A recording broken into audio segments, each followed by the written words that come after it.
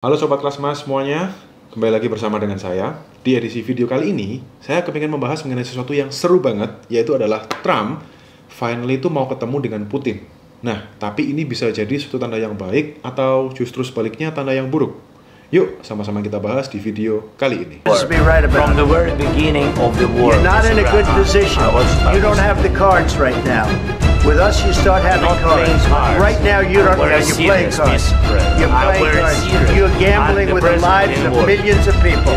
You're gambling with World War III. Oke, jadi tiba-tiba tuh di akhir Februari kemarin ada isu, bukan isu sih, tapi udah kejadian ya. Kalau perwakilan dari kedua negara, yaitu US, itu ketemu dengan perwakilan dari negara Rusia. Yang sebelumnya itu mereka ini kan nggak akur gitu ya. US ini kan seharusnya sekutunya Ukraina, kita sama-sama tahu. Kalau Rusia itu sekutunya China. Tapi tiba-tiba nggak ada angin, nggak ada hujan, tiba-tiba itu US ini ketemu dengan Rusia.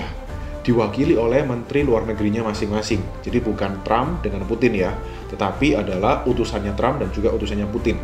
Mereka ini ketemu di Riyadh, Arab Saudi. Dan salah satu yang dibahas itu ternyata memang adalah mengenai perdamaian antara perang Ukraina dengan Rusia itu.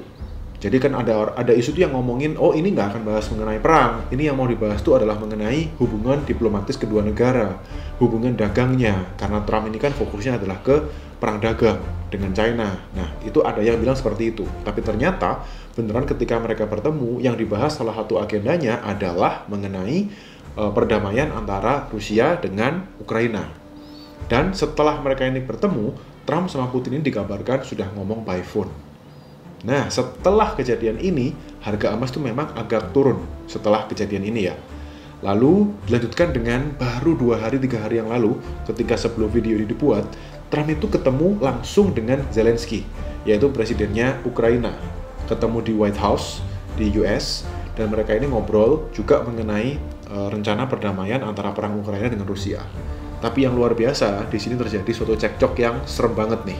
Seperti cuplikan video tadi yang kalian lihat, seperti ini. You haven't been allowed. We gave you, through this stupid president, $350 billion. We gave you military equipment, and your men are brave, but they had to use our military. If you didn't have our military equipment, this war would have been over in 2 weeks. Nah, jadi Trump itu waktu ketemu dengan Zelensky, tiba-tiba di tengah-tengah pembicaraan itu, nggak lama sih, cuma 10-15 menit doang, tiba-tiba Zelensky itu diusir dalam tanda kutip sama Trump untuk keluar dari White House. Ini sesuatu yang serem banget ya, bisa mempengaruhi tidak hanya hubungan mereka pribadi, tapi mereka ini adalah simbol negara masing-masing.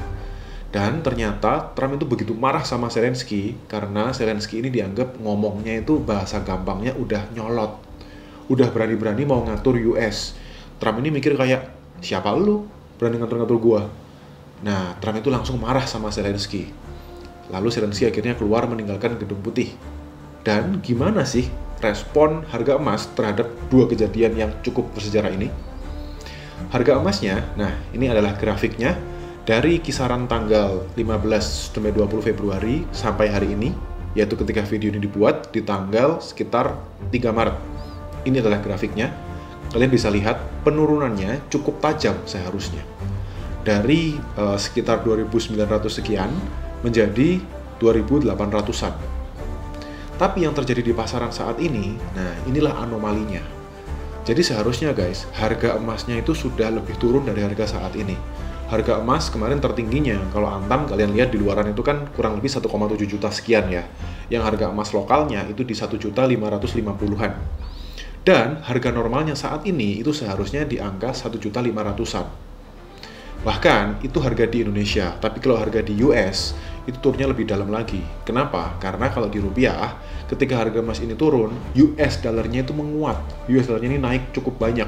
Dari 16.350-an menjadi 16.600. Sehingga harga emasnya ini nggak bisa turun-turun banget. Tapi itu pun seharusnya ini harga di Indo saat ini juga bukan harga wajarnya. Harganya ini seharusnya lebih rendah daripada harga sekarang ini.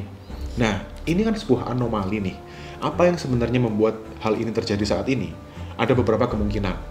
Yang pertama, Bandar ini masih nahan dan kepengen kalau harga emasnya itu nggak di segini, tapi kepengen dinaikin lagi. Yaitu targetnya itu katanya kira-kira itu di kisaran 3.000 sampai 3.100 dalam US dollar per troy ounce ya. Ada yang bilang arahnya itu mau dibawa ke sana. Tapi ada juga yang bilang ini karena masih nunggu antara Trump dengan Zelensky ini gimana kesepakatannya. Karena Zelensky ini kan juga isunya nggak mau damai dia itu. Kalau mau damai pun dia juga mengajukan syarat seperti ini dan seperti ini. Nah, Trump ini jengkel gitu ya sama si Zelensky. Lu tuh udah dibantuin, lu mau didamaiin, tapi kok lu malah seperti ini. Hati-hati omongan kamu ya. Kamu bisa membuat jadi ada World War III. Nah, Trump itu ngomong seperti itu sama Zelensky. Jadi ini sekarang ada isu juga kecenderungan harga emas itu malah bisa naik lagi ke depannya. Apakah akan tambah naik gila-gilaan atau enggak? Ini sekarang tuh kayak diambang gitu loh. Ambang batas antara bisa langsung turun banget atau naik banget. Tapi kalau turun banget pun, menurut analisa saya pribadi, sekali lagi bisa salah ya, ini cuma analisa. Ketika harga emasnya turun banget, US dollar terhadap rupiah, nggak akan rupiah itu bisa menguat banget untuk kondisi saat ini.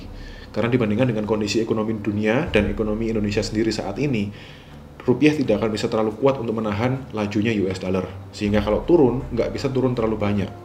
Karena kalau sebelumnya saya pernah bikin video, kalau emas tuh harganya bisa turun sampai ke 1,1 jutaan, ternyata hari ini malah naik banget. Kenapa penyebabnya seperti itu? Karena US dollarnya ini tambah lama tambah menguat, rupiahnya yang tambah melemah. Ditambah dengan perang dagangnya Trump dengan China, ternyata dampaknya sangat meluas. Luar biasa banget. Terus juga disambungin dengan Meksiko yang ikut-ikutan sama Trump dikasih tarif khusus sama Meksiko tuh. Nah, ini semuanya jadi kayak berkesinambungan semuanya. Sehingga sekarang ini kondisinya antara bisa naik lagi atau kalau turun bisa, tapi turunnya nggak bisa terlalu drastis dalam rupiah sekali lagi ya. Tapi kalau yang dalam US dollarnya itu bisa turun cukup dalam. Dan ini masih di persimpangan. So, menurut kalian seperti apa? Bisa tambah naik gila-gilaan atau tambah bisa turun gila-gilaan? Tulis di kolom komentar ya. Thank you for watching this video and see you on the next video.